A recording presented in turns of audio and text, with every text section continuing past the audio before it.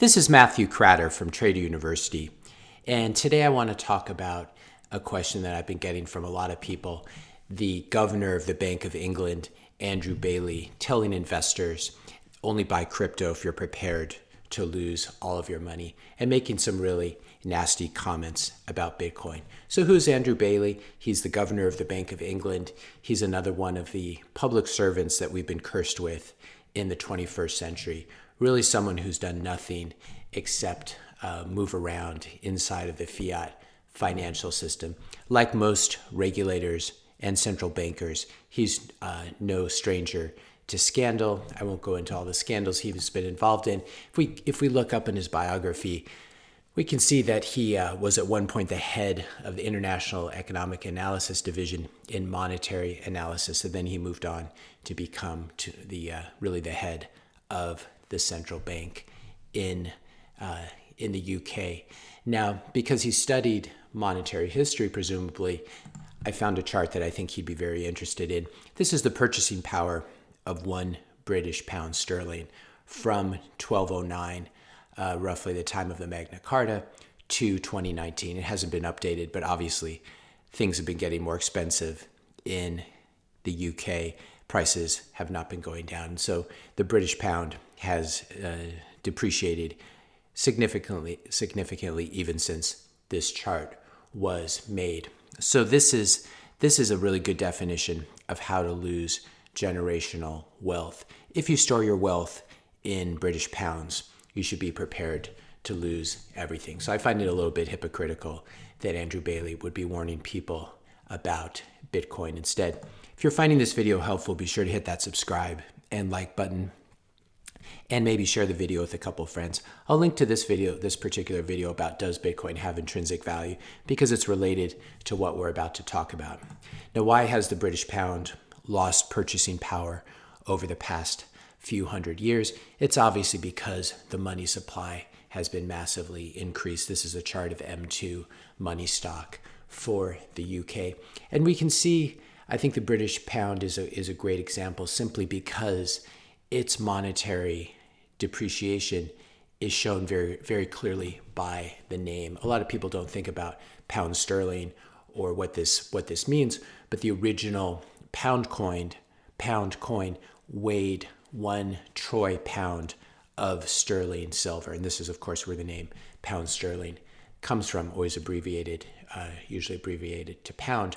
If we look up the current value of 1 troy pound of sterling silver denominated in British pounds, we can see that the purchasing power of 1 pound used to buy you 1 troy pound of sterling silver. Now you need 222 pounds to buy a troy pound of sterling silver. So this is a currency that's gone down more than 99% since it was really given this name of being backed by sterling silver. Obviously, modern fiat currencies are no longer backed by precious metals like gold and silver.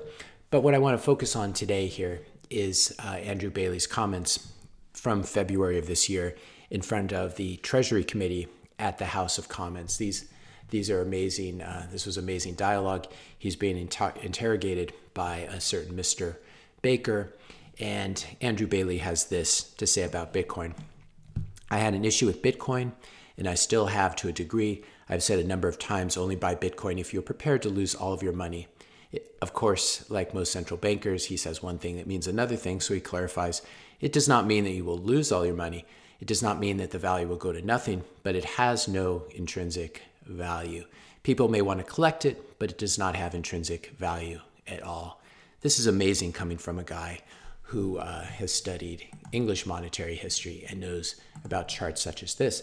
Mr. Baker has a wonderful response, and I would not be surprised if he has trouble getting a job in the future in the UK. Mr. Baker responds to Andrew Bailey, "You have tempted me over some deep waters here, because I'm sure I've held in my hand pieces of paper, obviously British pounds, paper money, with your signature on them that promised redemptions. The British pound is no longer backed by silver or gold, so these sort of redemptions are a bit of a fiction. I'm not sure what the intrinsic value of those pieces of paper is, and this shows the real cowardice of someone like Andrew Bailey, refuses to answer the question, of course, because he has no answer. The British pound is not backed by anything either. I'm not sure that's a question for this afternoon. So I think this was a wonderful wreck of Andrew Bailey by Mr. Baker. If we take a look at Bitcoin denominated in British pounds, I could only get this chart going back to 2016. We can see that the British pound continues to lose value against Bitcoin. So these sort of warnings to stay away from Bitcoin have not been, at least historically, have not been good advice. A lot of people get confused when they think about money. They're confused by the various uses of money or the various definitions. One of the obvious definitions is medium of exchange, and one power that governments have is to force you to pay taxes in their currency. So for example, for the IRS in the US, you can only pay with US dollars. They do not accept Bitcoin or British pounds or anything like this. This does create a certain floor for a fiat currency, but what a lot of people forget is currencies also have another property. Good currencies, strong, hard currencies have the property of being good stores of value. If you work hard, you convert your time and labor into money. You don't want that money to lose purchasing power over time. Otherwise, it makes it very difficult to retire and to afford basic things. So this confusion, the theory of money that says what is money is determined by the government is called Chartalism. And I think it's not how things work in the real world. It has a limited application in that the government can force you to use a certain currency as a medium of exchange and pay your taxes in it. That being said, there's always still barter, and there are things like alternate mediums of exchange. You can store your wealth. You can store your wealth in stocks or real estate, and then you can briefly convert it to fiat to buy something else. But this is what is money is not completely determined by governments. Rather, it's determined, especially money in its function as a store of value, it's determined by people competing to store their wealth in the hardest asset available.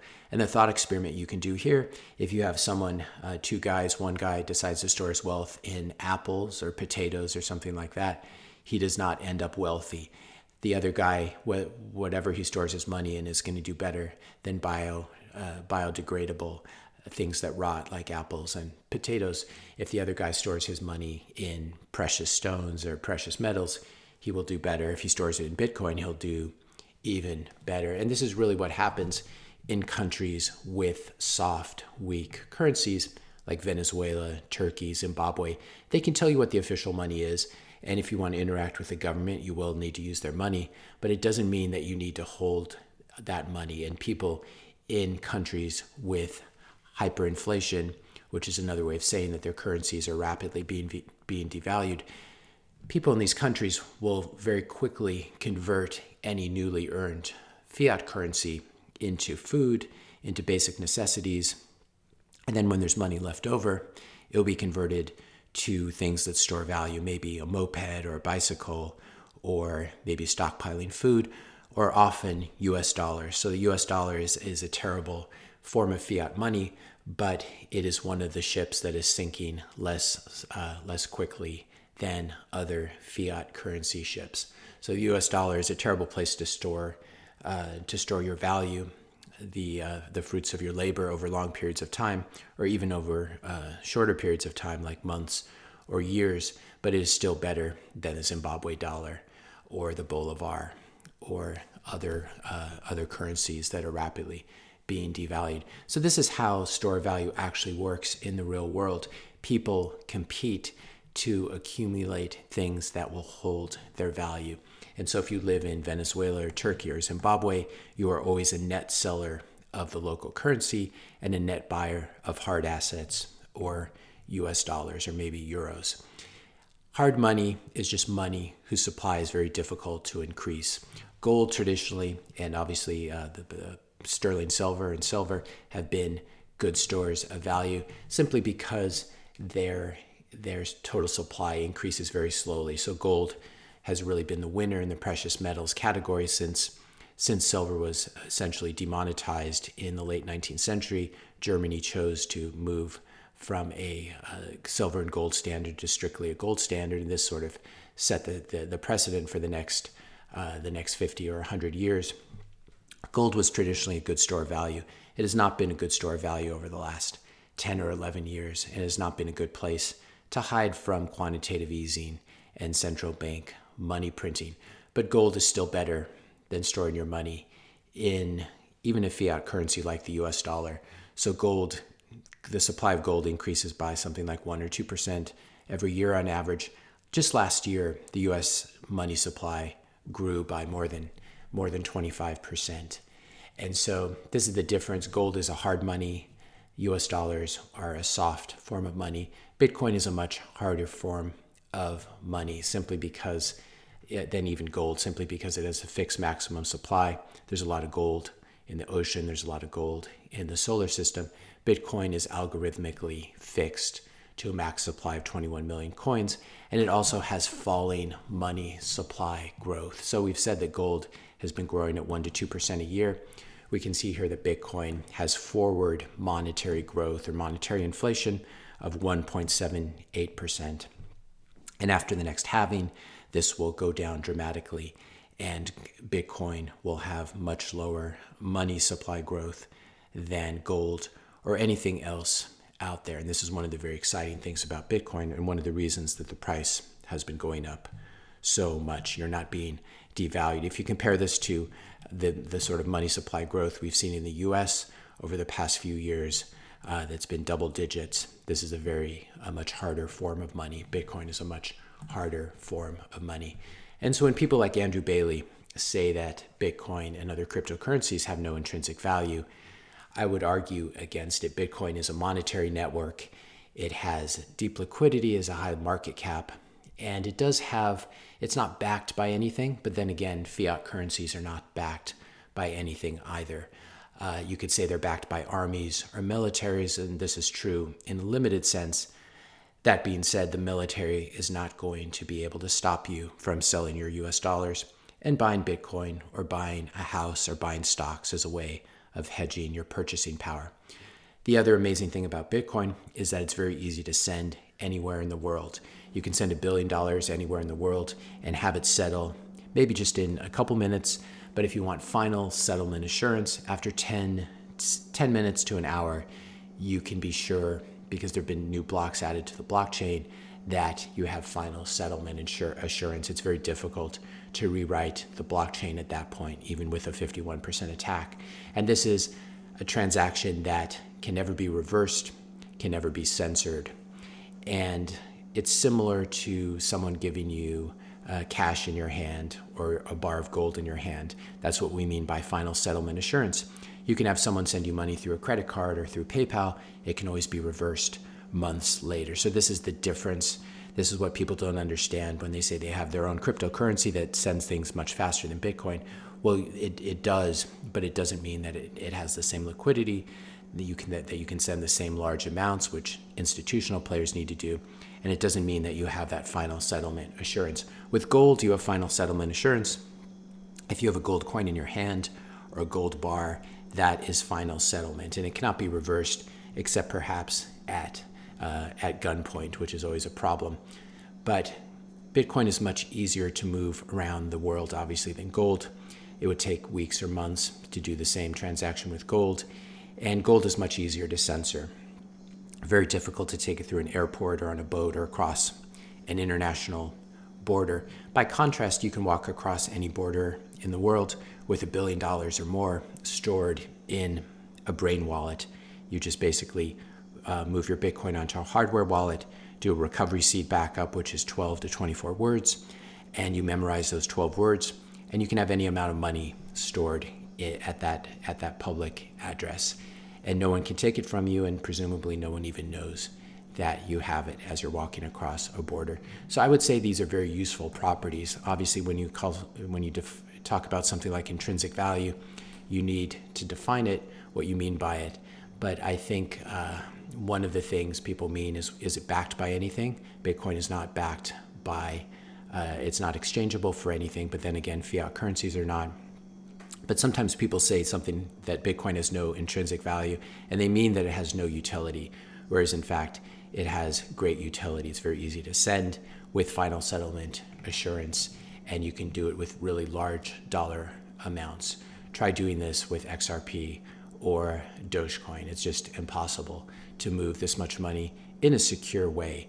Proof of work system means that Bitcoin is the most secure cryptocurrency that there is, and it has the highest hash rate as well. Ethereum's moving to proof of stake, which is much less secure than proof of work.